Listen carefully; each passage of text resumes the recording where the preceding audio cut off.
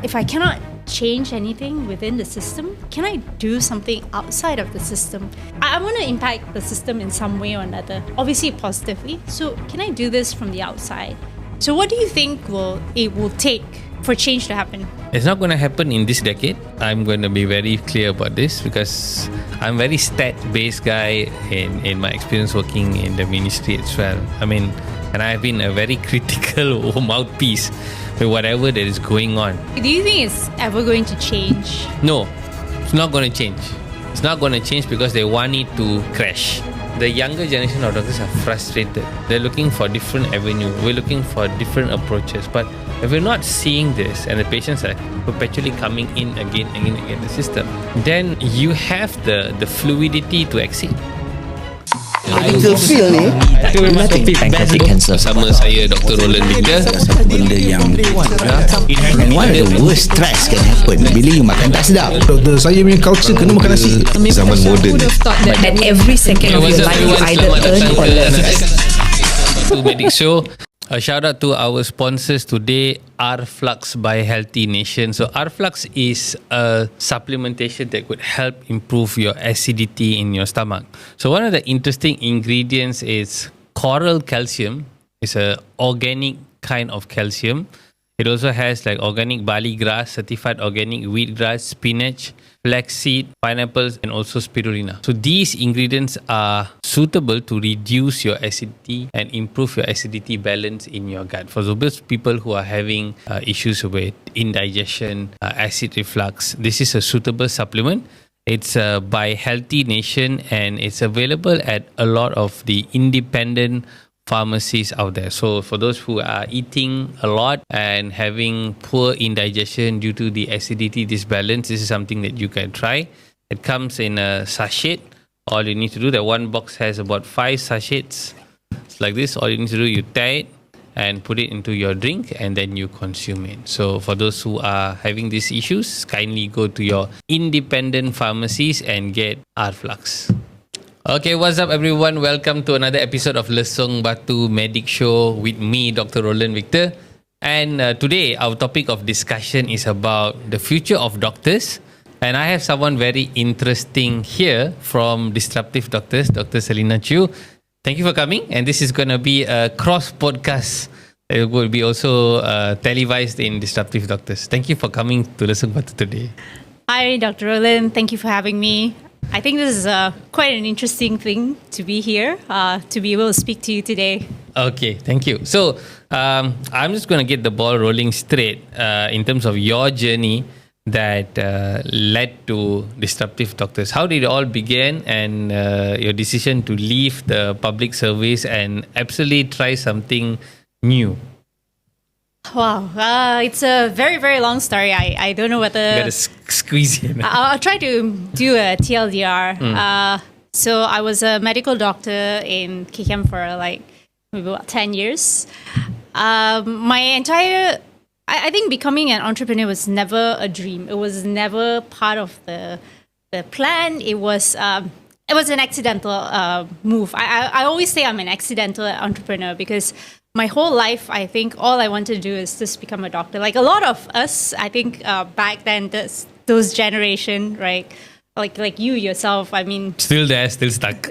I don't think it's called stuck, but you know, the passion of really wanting to make a difference, right? To just change or do something, touch a life, save a life, like really make an impact somewhere. True. So I think back then there was no YouTube. There was no Spotify. Like you don't get stories of people impacting healthcare differently or doing things differently. So there's only one path, right? Your teacher would have told you, if you scored A in biology or you get straight A's, go be a doctor. Correct. So I think that's the journey I had. And my mom was a nurse, so I was exposed to the hospital life. It seemed fancy, right? Like looking from the outside, you really don't know what it's like until you're in there. So I really wanted to be a doctor. That was the only plan. I graduated from Indonesia. I came back. I did my housemanship. I did my compulsory service. By the way, guys, it's a compulsory service for a reason. So I did my compulsory service. I Came back, I went to anesthesia, and I thought I was going to be an intensivist. Right? I really love the art of the ICU. It's intense, but it's exciting, and understanding how the body works, and with all that drugs and all that equipment in your arsenal, you can do so much. I've seen my consultant bring patients back from the dead, and I thought that is what I'm going to do, and that is my path. I saw myself as a superhero that could come and save anyone. And then in 2017, I had a slip disc. I was in a different hospital. Actually, throughout my whole journey being a doctor, I think there was a lot of things that were missing. I feel like we weren't really doing much for our patient. We're just putting a Band-Aid, we're just just taping them together, hoping they don't break, and then send them home, right? There was no real impact. I didn't see what we were really doing to change anything. I wasn't really happy. If now I'm looking back, right, while I was practicing, I think I wasn't happy, but I couldn't form those words and thoughts. Like, you just don't know, right? You've been chasing this your whole life. And then we end up here. And then you're there and you're like, what am I doing? Am I really making an impact? Am I really changing anything?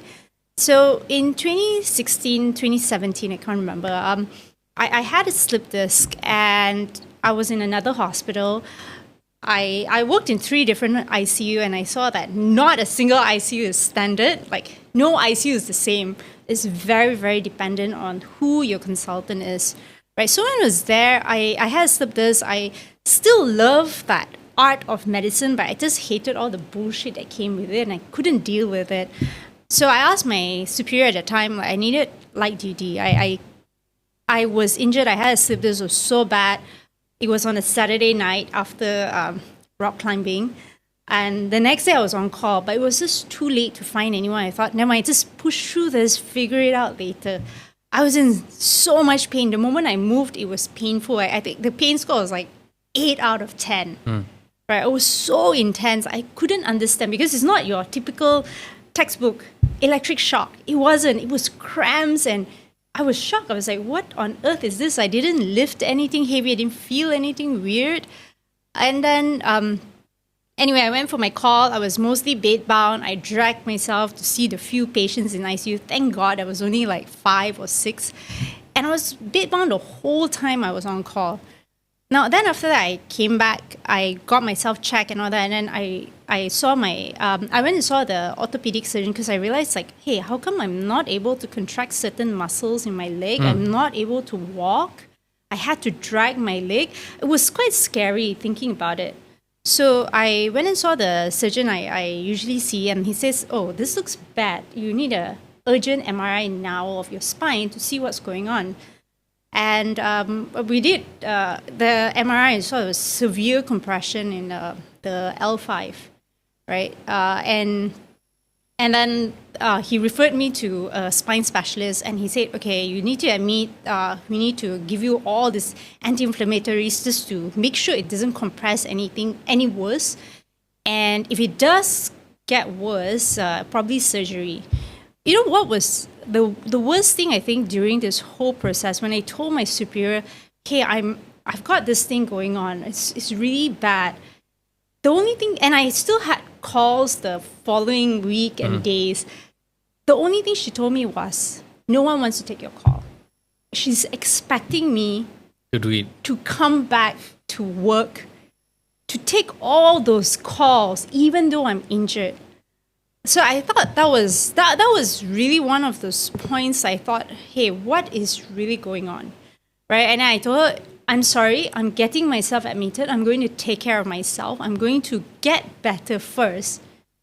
You figure it out. And so I just decided I'm going to get admitted.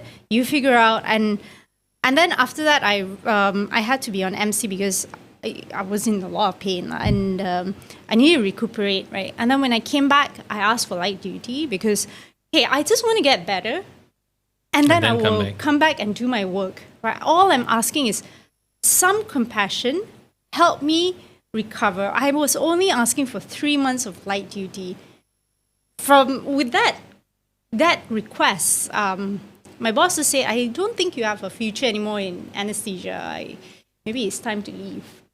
I thought, okay, I'm so angry. I'm so sick of this. I've spent 8 years, blood, sweat, tears, even throughout my medical training. I think I was very committed. I want to be the best, like the best doctor out there, right? And, learning never ends, right?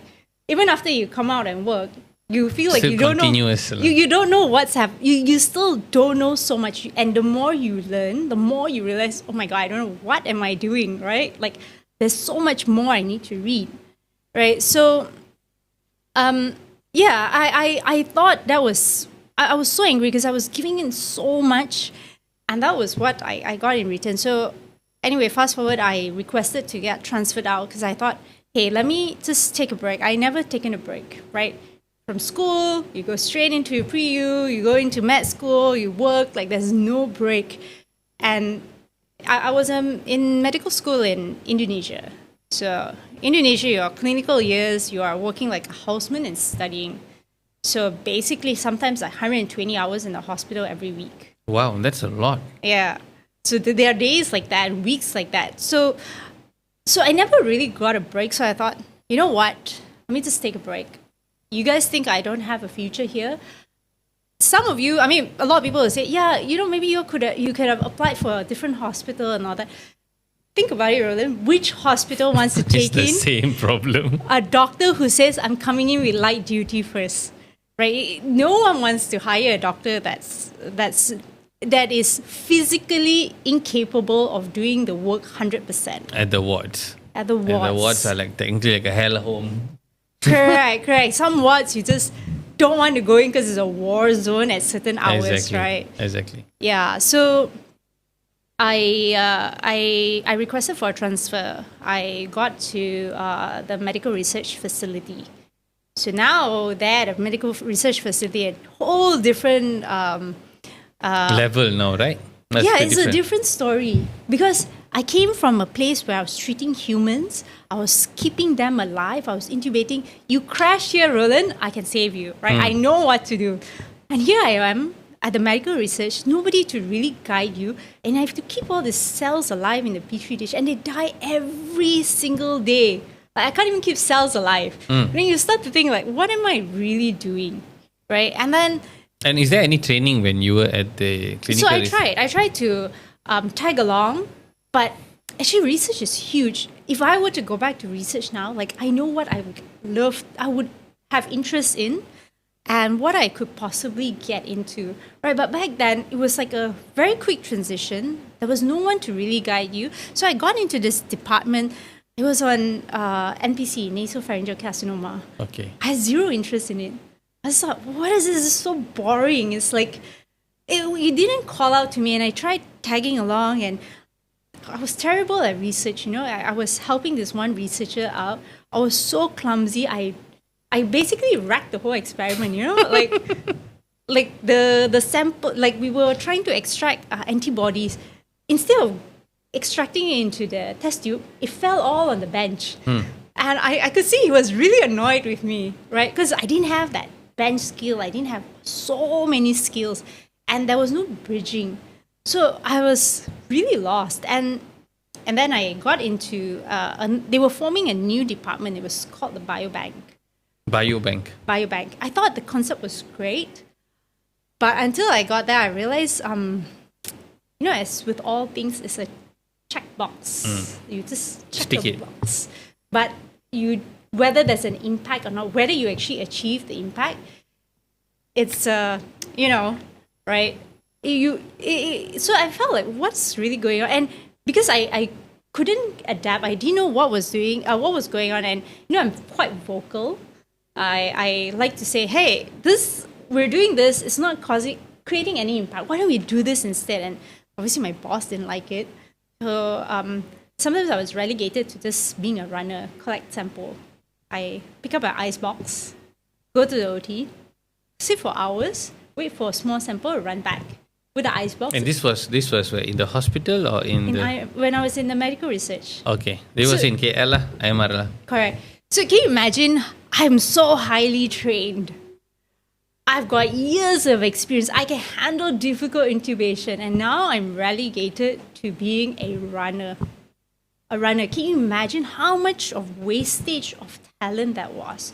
You've trained me so much, and then you put me in this kind of position where a Grab driver can do it. I'm not demeaning any Grab driver, but you do not need a skilled person to do this. Correct? True. So it's a waste of talent, right? And I saw there were so many talents that were coming. I mean, see, life happens. Everything is dynamic. You will, today this could be your priority. Tomorrow your priority would have to change depending on what happens. See the circumstances, right? Correct. So, and when that changes, you're gonna have to change things up, and maybe you cannot, like me, I couldn't continue on that path, right? It's not. I mean, there's so many things. Like I can't say what could have happened if I did things differently, but where we are right now, right? So there are a lot of other doctors that life happens to them, circumstances change, and they will have to choose some other path, right? So there were a lot that were coming here.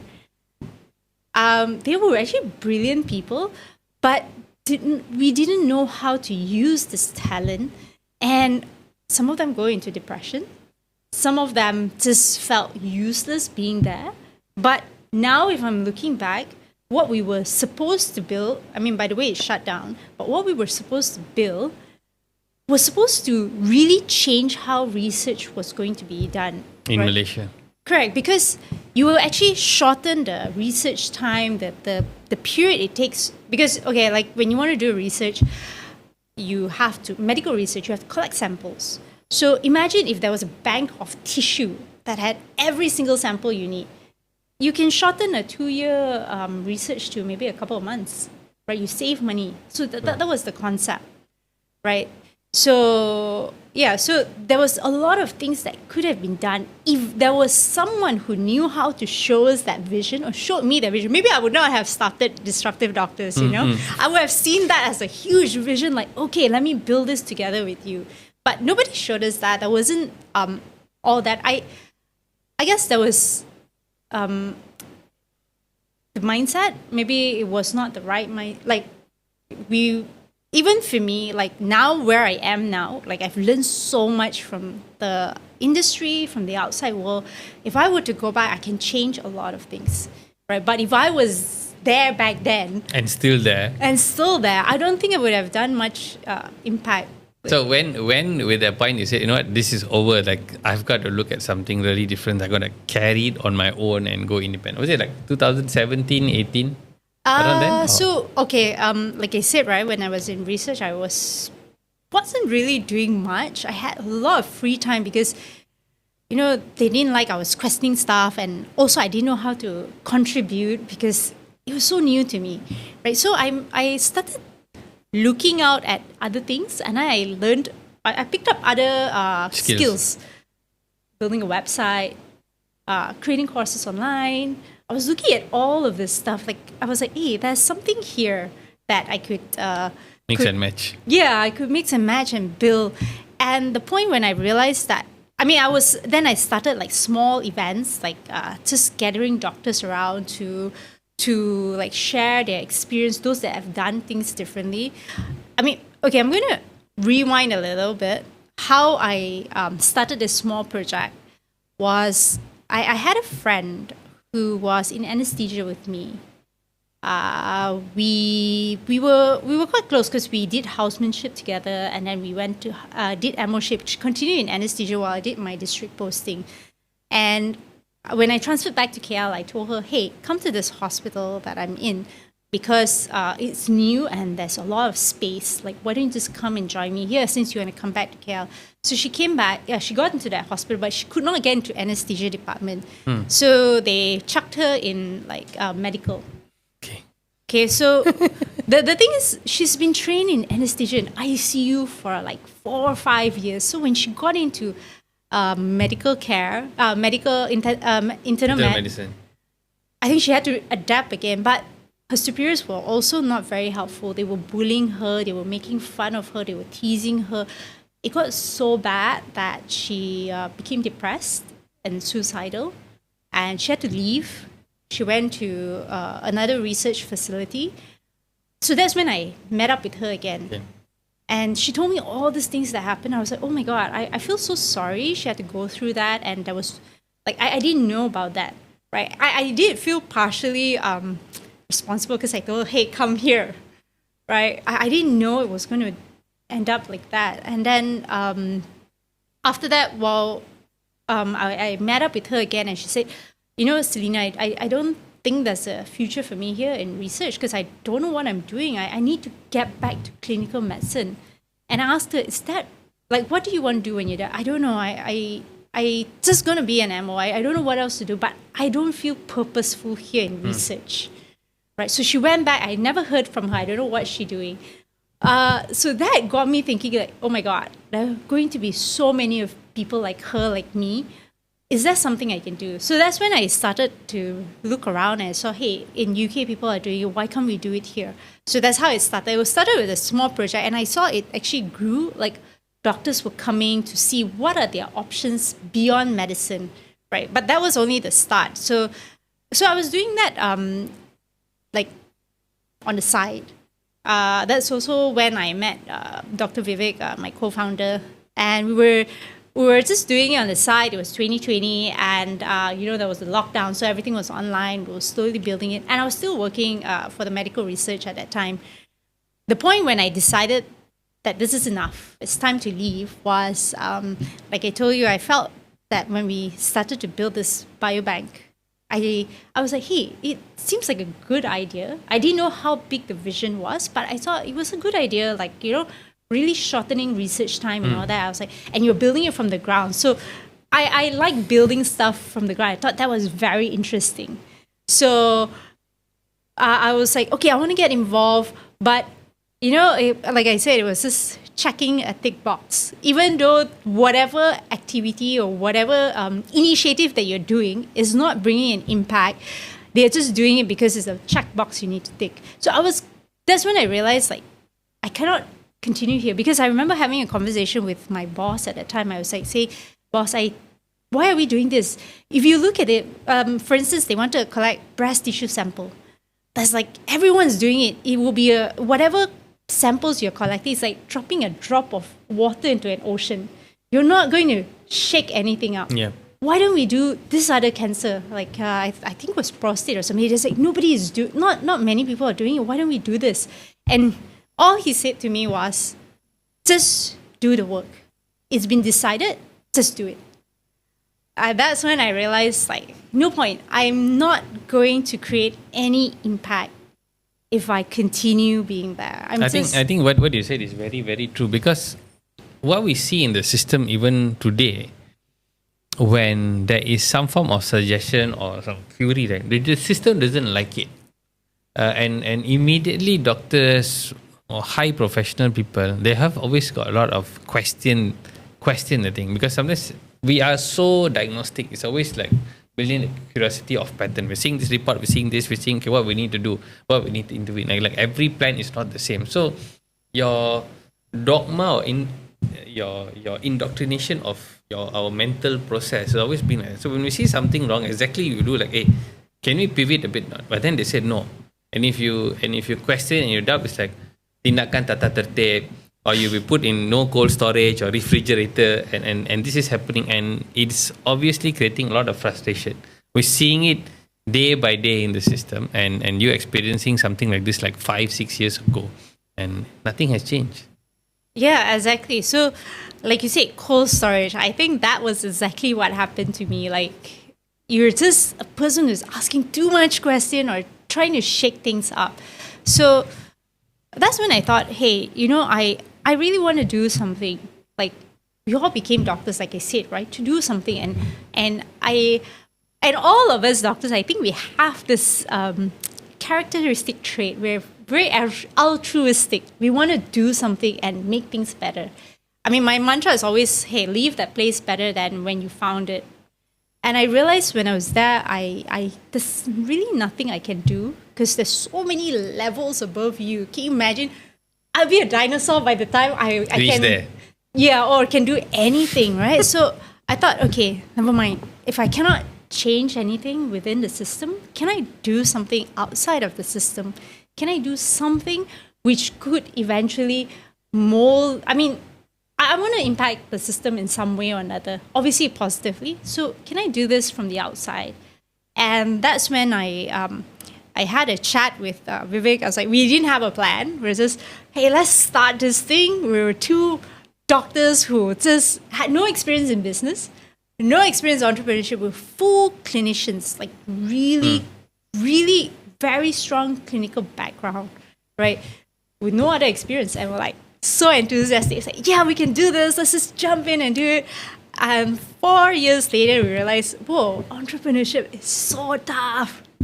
Right, yeah. So that's when we decided, okay, I decided it's enough. I want to do something. I need to, we were going to die. One day we are all going to die. All of us have the same end, right? So in this period that I have, what can I do that's going to leave a legacy or an impact that I can change and do something, right? That I will really leave this place better than when I found it, right? And that was healthcare for me. And so that's when we decided, let's merge, let's get together and let's build this. We had no idea, but we formed the company and we started it. We were another name, but I cannot mention. I know that. Let's not mention. Yeah. Let's stick to Disruptive Doctors. Yeah, so that's when we started. Vivek and I, we merged it. We were like, hey, come on, let's do this. I think we can do this. We were so naive. We jumped and I thought, okay, in like maybe few months out, like maybe 2 months I'll start, we can all make money. Then 4 years later, you realize that it's not that easy. Yeah. So, Yeah, I think I kind of like reflected on the days when you were in that transition, since we knew each other quite a decent amount of time through friends. And I used to get some calls from you, like, Roland, what do you do? I do this and that. Because I was like one of the few friends who like, okay, we started a practice, but it was technically like a reverse engineered kind of practice. Everything that was done like in a GP physician, we did the reverse. We were on social platforms. We were in a different position of functional medicine, looking into wellness, but because most of them are still very 100% core allopathic based, right? So I do remember those days, and I also share the aspiration of being in clinical practice in the setting in the hospital, and then being sent out into administration. So it was technically a whole different world of being in administration, and I feel that this term of don't rock the boat, I've got like 2 more years to retire. Like, what do you want me to change, Roland? I'm not going to change it. And that frustration also brewed as like, look, can't change the system in. The only way out, the way is out, and do it on your own. Build our own boats. do you think it's ever going to change? No, it's not going to change. It's not going to change because they want it to crash. That's my theory. Because the system is now made to make it look limp. There's going to be, I feel, there's a large exodus of people exiting the system because the younger generation of doctors are frustrated. They're looking for different avenue. We're looking for different approaches. But if we're not seeing this and the patients are perpetually coming in again, the system, then you have the fluidity to exit. See, it's not going to be easy maybe for someone who is having a JUSA title to exit. Who's maybe a UD 54 or plus whatever UDs they got these days. I'm really unaware of their posts and their privileges. They don't want to exit. But at the same time, they are already high and mighty up there. There's nothing they need to come down to even like pick up the slack of a MO or HO.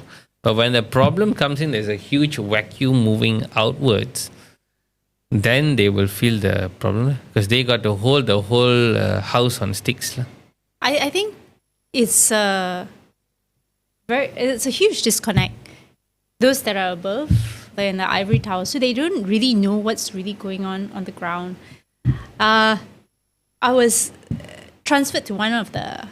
When I came from Seremban, I wanted to get into this one hospital, right? Because I heard about how great this intensivist was in this ICU, and I was like, I want to study under her. I want to learn from her.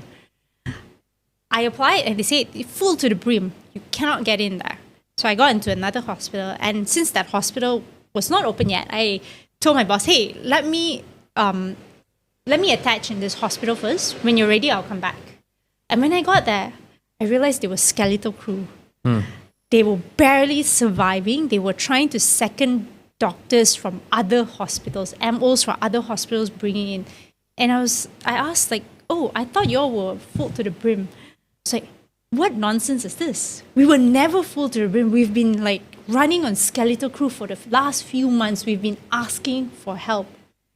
And that's when I realized those guys who are sitting in the office and behind the desk, writing on the names and lists and all that, they don't know what's going on the ground. Yeah, the same thing. I always tell people, go back to history. These people, like the Hitler's generals, they thought they were winning the war. They were not winning the war. Okay, thank you so much for watching Lesung Batu. Stay tuned. We will be right back after this short commercial break. A shout out to 12580. This is a health magazine. So from now on, Lesung Batu is also available in print. So if you want to read the highlights of this episode, you could go to 12080.com and watch via QR code or even read the whole article out there. Go check out 12080.com. So what do you think it will take for change to happen? It's not going to happen in this decade. I'm going to be very clear about this because I'm a very stat-based guy in my experience working in the ministry as well. I mean, and I've been a very critical mouthpiece with whatever that is going on. What's likely going to happen is, of course, you're going to have a lot of younger doctors coming into the system. It's going to be a two-pronged situation. The system is designed to be like a chain lock on your feet. That means if you get a master's qualification in the system now, you're tied down to a local university. We had the issue of the Royal College of Surgeons issue. That's all the shadow of this. So when you get a master's in the local system, you got no place to live. You're not going to be recognized in Singapore, nor Thailand, Indonesia. What more if in Europe or America, your master's is not recognized. So you're going to be in Amaitam, Jago Kampung. You're going to be, I'll lock you down. For those who maybe have done like MRCP and for PAIDS or MRC OG and all, okay, there's probably an avenue to exit. If you really think the grass is greener on the other side, you can, if not like in terms of locally, but internationally. Because you must to understand to say, are you going to be a local player or an international player or just again Jago Kampung? That's one big problem. For those who are planning to exit, they feel, I'm done with the 2 years. I've been grilled, bullied because of the frustrative system. You don't have enough of people. And the big thing is, it's not about how much of doctors we churn.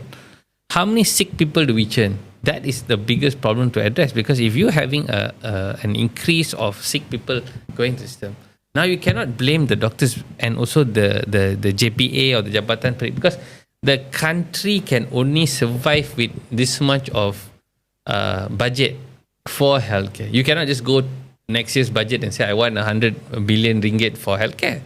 You won't get, because there's not enough money to move around. You've got defense, you've got education, you've got a lot of other things to capture. So with whatever expenditure we got, we only can employ this much. So we got to understand the whole supply chain. The supply chain is now to see whether we can create some form of stock management for younger people, younger generation. We know we have an aging population. We have a younger generation coming in. We need to make sure that they don't get sick. For those people who already passed the gate, okay, fine, we need to think about having some form of care and sustaining that. But for the younger generation, we need to look into some form of preventive thing, at least you can sustain. Because you cannot just go and open more hospitals. You just cannot go and have more doctors because they don't want to be. It's not like a military service to be in medicine. It's a choice. I want to leave, I will go to private care. Yes, if there's a lot of people going to private care, that will also open a window for them to look into a national financing services. No choice. You only can provide healthcare to a certain bracket. For those who still want to go to the government service, you pay the premium price, standard price that is available at private, and that will create another vacuum. So there will be like problem on problems unless then you start fixing this in a 10-year, 20-year thing. But unfortunately, we never had that vision. But I want to look at a bit retrospectively.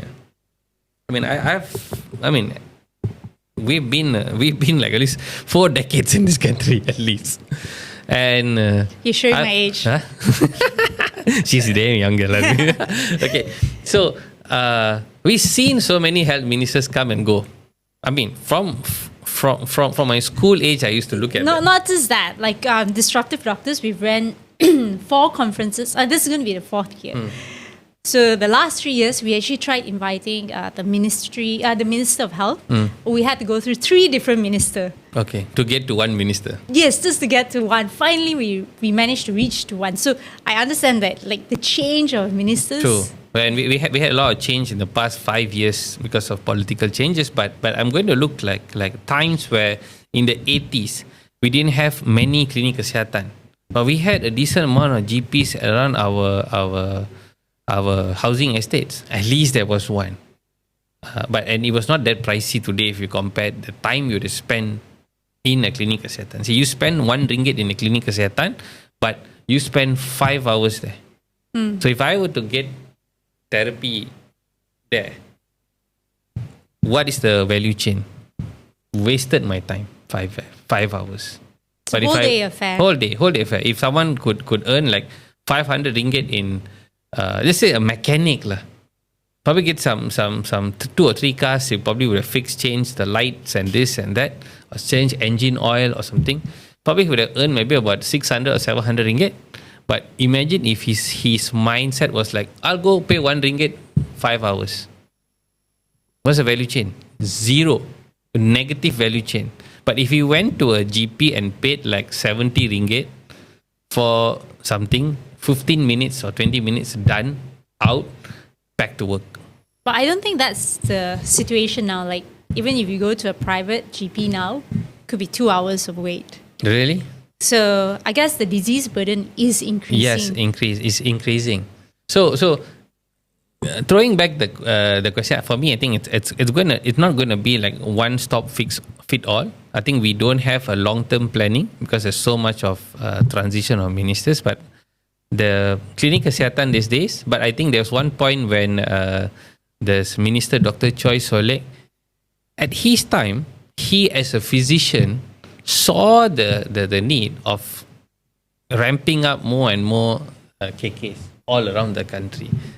During his term, I cannot say that there was many more rollouts of him. During his time, Dr. Chua Jumeng, all of these guys, they were pioneering those kind of things, getting more accessibility towards healthcare in especially the rural areas. We saw this district hospitals increase, we saw the KKs increase and thing. And then I think by the time when I was coming in as a fresh houseman, right, I could see, okay, there's a lot of KKs, even though in the city and Selangor and stuff. So that was a good thing. But today, we're not having that much of new hospitals, in fact, of more budgets. We're only having more sick people only. Coming back to another question,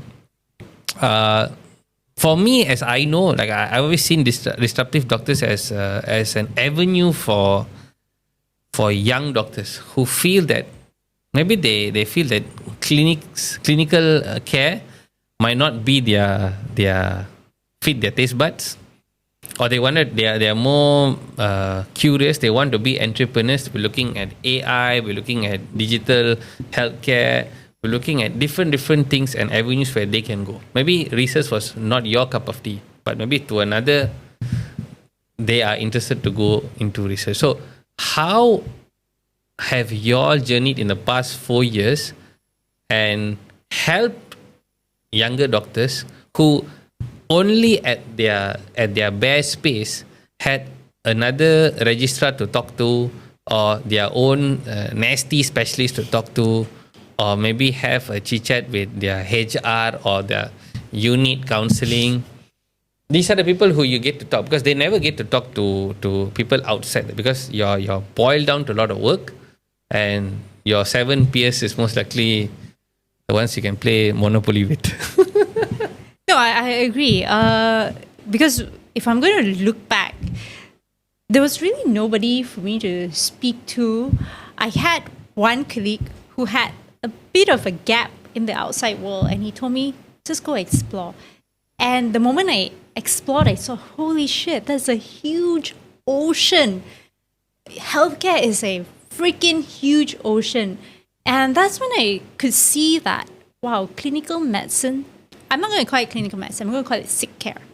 Sick care is a small dot in this big ocean of healthcare. With a huge budget.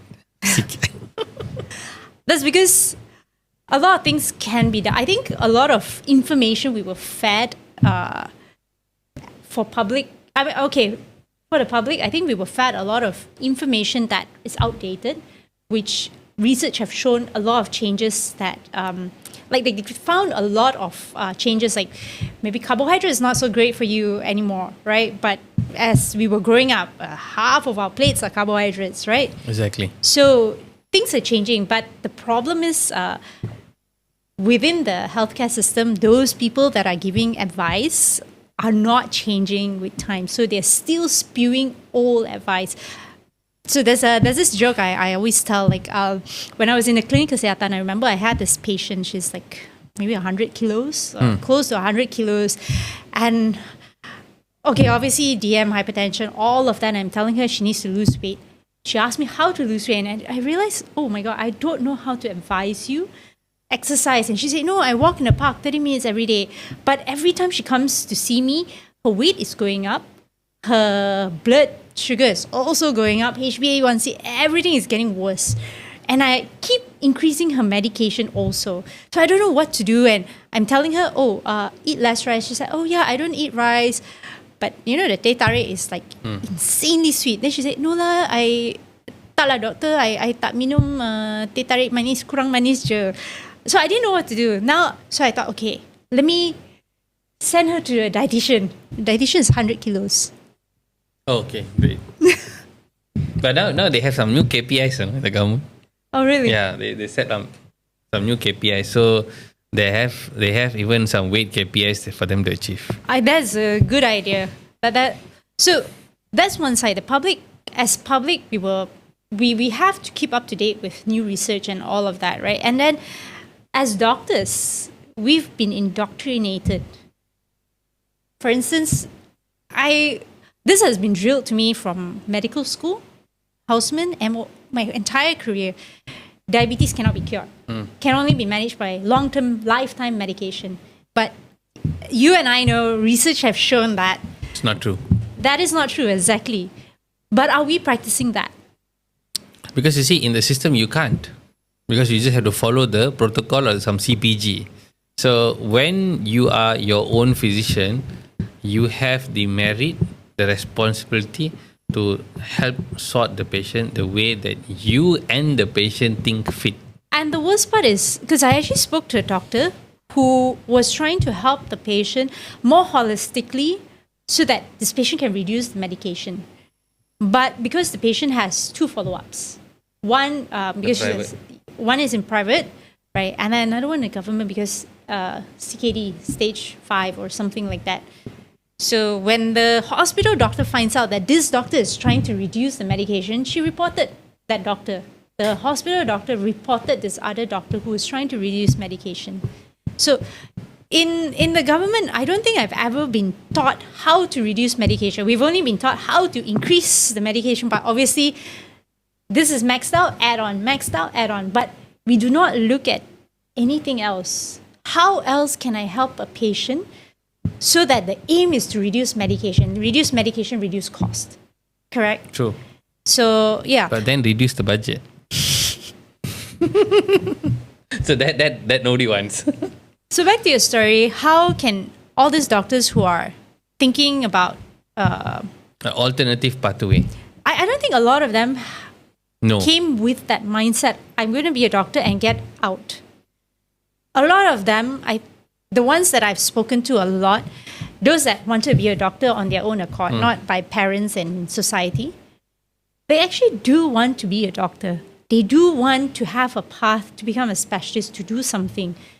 But as you know, with the system, they feel that their career is limited because, hey, how many times are you going to renew my contract? After that, I cannot become a specialist. I want to be a surgeon. I want to be an intensivist. I want to be all of this. But the system does not allow me to become all that, right? So now I have to find an alternative. It's either I move out to another country, start again, and then try and get there.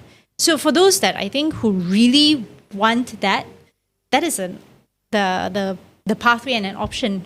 I mean, I've been helping doctors. I guess I am part of the brain drain here because I've been helping doctors who want to continue to be clinicians to get jobs in Singapore as a doctor. But the problem is, if you are here and you're going to Singapore, you actually have to start from the bottom again, right? Housemanship You lost all over like 2 again. years.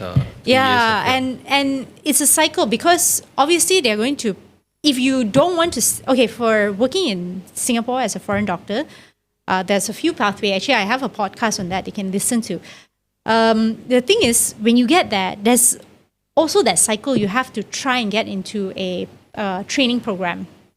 So there's more chances of you getting into a training program if you were working in the hospital, and the hospital is probably as bad as taxing as ours, right? So, but imagine you're already MO 4 years, 5 years here, and then you're going to start all over again there. So that's one of the issues that I think a lot of doctors are not willing to do. They're not willing to take that.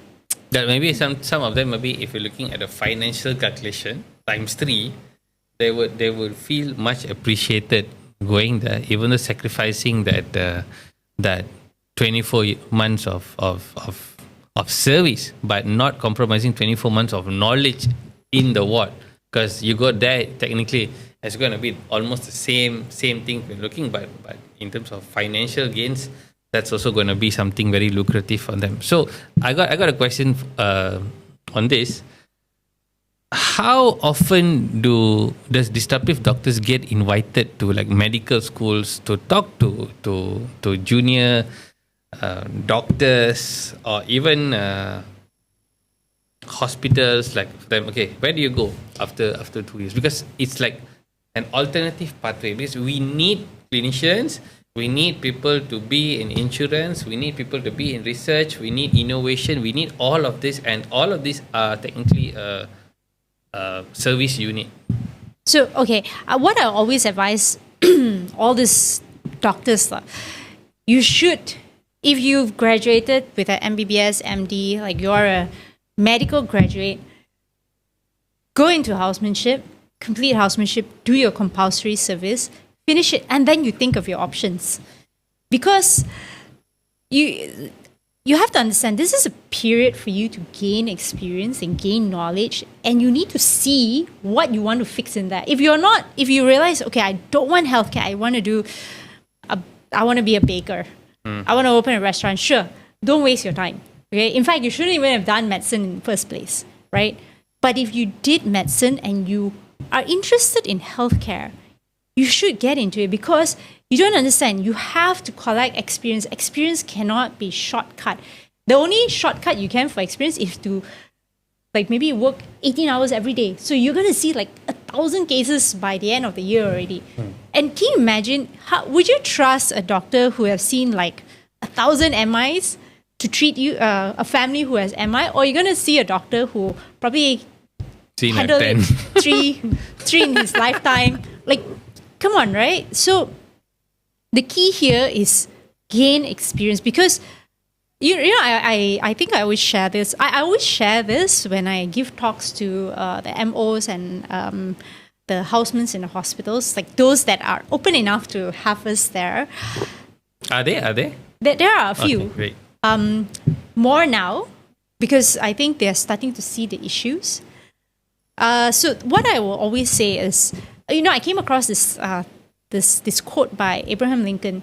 If I was given 6 hours to chop down trees, I would spend the first 4 hours sharpening my axe, and the next 2 hours chopping down the tree. So at the point when I first came across it, it was so funny. I was like, oh my God, this is so important, but I have no idea what it means, right? And then I realized that you should spend a lot more hours sharpening your axe, meaning your skills.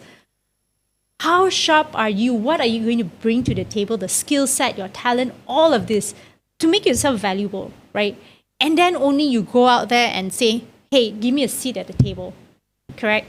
So for those doctors who may be thinking about all these other options, you need to know what the healthcare industry is, at least know what hospital looks like, what the system is, where.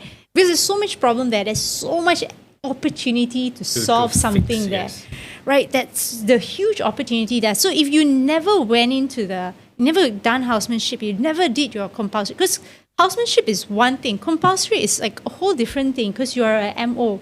So I did my housemanship in Seremban. Right? I went through all the rotation. And when I was in district, I was out there and I was alone and okay, we had colleagues. But that's when you realize like, oh my God, like who am I going to call? Right? I have this issue, who am I going to call? I remember I was working in the clinic Kesihatan in the middle of nowhere. I mean, back then, now it's on Google Maps. At that time, it wasn't on Google Maps, right? So when I was there, I think you had bad case, a patient that came in unconscious. And the next hospital is like 1 hour and 40 minutes. The other one, 1 hour one way, 40 minutes the other way. I cannot send a patient like that, right? Okay, I mean, you learn all this. You know that you have to secure the airway. There's nobody. There's MAs and there's me. Like then you realize like, oh my God, I got nobody to ask. I'm reliant on myself. So then that's where you learn a lot of things. I think one thing doctors need to understand is that when you go through all this training, it's not about reporting stuff. It's about training your critical thinking. It's about putting to practice all the theory that you actually learn. The problem is in our training, we were not taught that, right? We were trained to stay under the radar, just do the work I'm telling you. Don't question, don't ask too many questions in the rounds. Correct. Here's a list of things, just do it. Don't ask why. So wait till we off tag. Off that, correct. Just stay out of trouble, get your logbook signed. After you get your logbook signed, do you actually really know what you've done? Right? So the thing is, the specialists, the seniors, I think they never had that experience where someone is teaching you this is how you think. Not everyone, because when you start training, you cannot control quality, right? So they don't understand they're in that position where they're supposed to teach the juniors how to think, building your second line of leaders. That's the key role that they are doing. You're right. But you must understand, your MO is just like 1 year superior than you. And with no leadership knowledge, with no experience. That's where the specialists were supposed to be training all this. But the specialists were not taught they are leaders there. And they are supposed to train second layers of leaders. So that is that's what I can see as a missing link, because I've gone out. The moment I left that whole situation, I realized, wow, there's so much that's missing there, right? I had mentors in every aspect of my life, running a business now, doing this. There's so many people that is helping to build me up. But when I was in practice, I felt, okay, I had my peers, not to help build me up, but like really I had great peers that had my back, but we were equally blind, right? All of us were blind. And there were also peers that who were just waiting to look good. Yes. That was another problem. Yeah. So that's what I think is really missing. If you build second layer of leaders, your job will be so much easier, but nobody wants to take that time to train. Like I'm learning now because I'm running a business. I realize, if everything is reliant on me, I will be killed with this pressure that's mounting on me. True. But if I train the next person below me to think like me, to know how to make decisions like me, like she can be me in the future. So that's what you want. I mean, I think specialists also probably, like what I'm seeing in the market is like, no, this is mine. You guys cannot step in here, and I don't want you guys to come in here, right? That's what you see in especially in the private sector right now. Yeah, because the breed of the same system. That means there's no poly medicine. There's no discussion. It's like, oh, if this is the case, I'm going to give him this therapy and this is it. I cannot think out of the box. A rheumato would not refer to an endo would not think. But if it's in private, like, I can refer you. There goes another bill. And then the patient will be like, why are you billing me with 3 or 4 specialists for me to go and consult for one issue? You should be able to sort it. But the insurance system and all, it's like, okay, I got 2 more questions to ask before we wrap up. What's in store for Disruptive Doctors this year? Oh, very exciting. Because, Disruptive Doctor is a platform to help doctors impact healthcare differently. Right? When I was in practice, I felt, like you said, you only have that 7 people around you who doesn't know what's out there. Right? And it's so difficult. So we're trying to build this. We have an app that's out now in April. Okay, great. So it's called Disruptive Doctors? Yes, it's a Disruptive Doctors app. So you'll be sure to download it. So what we have in this app is that you can connect, collaborate, share with doctors, not just in Malaysia, but across the globe. And then you will start to see people think differently. And there are so many things you can adopt and adapt to, right? So because the world is going to be, the world is going to be global, borderless. It is already borderless, right? So you have to learn to adapt. So while I was going through this whole journey, right, like from leaving medicine to where I am today, I didn't do it alone. I had a lot of people help me along the way. I learned from so many people, and a lot of them are not just in Malaysia. They're doctors outside of Malaysia. There are doctors who are not in the sick care industry. So it's gathering all the experience from another person that helped build me to where I am, and being able to see what were the gaps. Like, when I was still practicing, I think all the problems will be staring you in the face, but you don't know it's a problem. Because there's this quote my consultant liked to say, the eye can only see what the mind knows, or the brain knows, yes. Right? So even though you have a patient there in front of you and all the red flags are, all the symptoms sign, everything is blaring, if you don't know it, you cannot see it. Correct? True. So I think since, like what you said, we only have that 7 people who never saw the world, never interacted with people outside their circle, only know that, and they'll give you all that bad advice. So we're building this and then app. you structured your whole thought process around that. Correct. And it becomes a small box, and it gets harder and harder for you to break out. So the app is supposed to help you, will help you connect with doctors across the globe. So you can connect, collaborate, share experience. You can even ask, like, hey, how did you make this happen? How did you build this? I recently spoke to a doctor who he's a GP, but he's got like 5 or 6 medical patents under him. Oh, nice. And it's all because he was a GP. He saw patients who did not want surgery, didn't want to go and see specialists, and they said, "You're my GP. Tell me how to solve this issue." So he's like, "Okay, I got to solve this." Right? He managed to create this device that helped anal fissures. Oh, okay. Right? So I was very impressed. So I would not have known this. This guy is like in Kedah, right? And how did he connect with me? He found me. He heard about us. He reached out like through multiple connections, and he found me. So with this app, you can just connect with all these people. If you're an inventor, you're an innovator, you want to figure out ways to help your patient like solve the issue. That's where you go. Like, for instance, Roland, if you're on the app, you're going to be on the app. Definitely. Yeah. So if somebody wants to speak to you, like, "Hey, Roland, I've got this patient who does not want all the pills and all the traditional, all the conventional medication. What to do? I've got diabetes. I want to reverse it. What do I do?" Right. So that's what the app does. And apart from all that connection, I think what a lot of doctors are struggling is making money. So we've got gig opportunities where you can you can give your services. For instance, maybe you want to be a speaker, you want to give a talk, you want to train other doctors, you want to teach, because there are a lot of doctors who have so much knowledge somewhere out there in the world who want to teach, right? But they are struggling to find that crowd who actually wants what they want. Hear them. Right, so there's all of that. And if you want to make money by teaching, you can also get on the app and start selling your courses, if you want to learn more, like beyond what you actually know in this space, we're going to have a lot of things happening That's in good. there. And how about those who are also looking for job opportunities? Are there like sort of like a job seeking opportunity there? Yeah. There's all the because there are a lot of companies, and especially wellness companies, they're looking for doctors. So practice medicine differently, right? Those that are into wellness, aesthetic, and all that.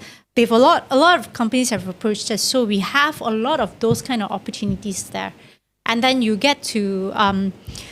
I mean, apart from that, there are all the geeks as well. There's trainings, there's courses, workshops. Even for specialists, we've built a specialist referral hub.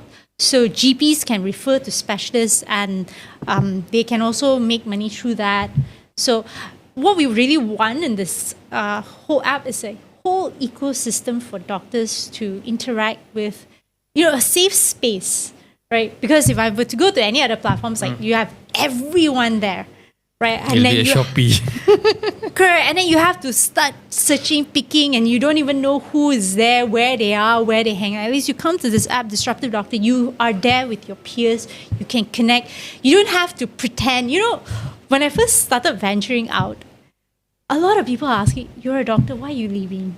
Yeah, we always get that. So you be like, I just want to connect to somebody who can meet me where I am right now. Yeah. So. Okay, that's Another good. thing that's happening, conference. Oh yeah, please tell us about the conference. Disruptive Doctors Conference is where doctors impact healthcare differently. This is where doctors make real change in healthcare. So this conference is meant for doctors and also healthcare professionals if they're interested to come. So every year we run this. This is the 4th year we are running, where we have like-minded, forward-thinking doctors that are coming there. It's not going to be your traditional conventional scientific conference where you just listen to people talk. But here you are really going to make connections with people who are doing things differently. So we have one track that's on diverse careers in healthcare and leadership in healthcare for doctors. So doctors who are thinking of being leaders, doctors who are thinking of an alternative career or non-traditional career, like in healthcare management, in pharmaceutical, insurance, or humanitarian medicine, diving medicine. Like, we have all these topics lined up. We have a GP symposium. So it's not going to be a regular GP symposium. The symposium is going to be topics on how we can help GPs run sustainable clinics. Because, the competition now, right, is intense. So they don't need more of how to deal with DM, but how can I make my clinic stand out? How can I run this clinic without drowning? How can I make ends meet? How can I market the clinic without getting into trouble? So we're doing all of this to help GPs sustain, because I think GPs, primary care, they are the backbone of the country. So if they are all collapsing, we're all going to collapse together. And it's going to be, is there a link to it? Yes, I'll share the link. Okay, so we'll put the link down so that you can go and click. To you doctors out there, you can go. So the next, then the second day, we have something on AI tech and innovation in healthcare. I think doctors are very scared of technology, and we don't really know what's happening out there, right? We always wait for our superiors or our seniors or organization to tell us this is okay or this is not okay. But you should start going and see what is the frontier of medicine, or what's the frontier of technology in healthcare, because that will really change your worldview. I mean, it changed my worldview on how medicine could, or healthcare could really be practiced differently. Understand. Yeah, and then we have longevity medicine. How doctors who, like yourself, don't want to give medication or pill popping or lifelong medication. I was told to get on lifelong medication because I was diagnosed with Graves like a couple of years ago, and I did things differently, right? So also, like I mentioned, there's the doctor who invented this device to help for anal fissure, so you do not have to do surgery. So there are all these ways of practicing medicine. It's so exciting, like you can do things better for your patients. So we're going to do that, because one of the things I think for longevity medicine we need to have this is because there's too many fake news out there, not backed by science. People who are just a fun fact, right? There was a lady who is teaching women on hormonal health. And I checked her background. I saw that. She's an accountant. I saw that, and I think there's a lot of this kind of series are coming down from people who are not in practice.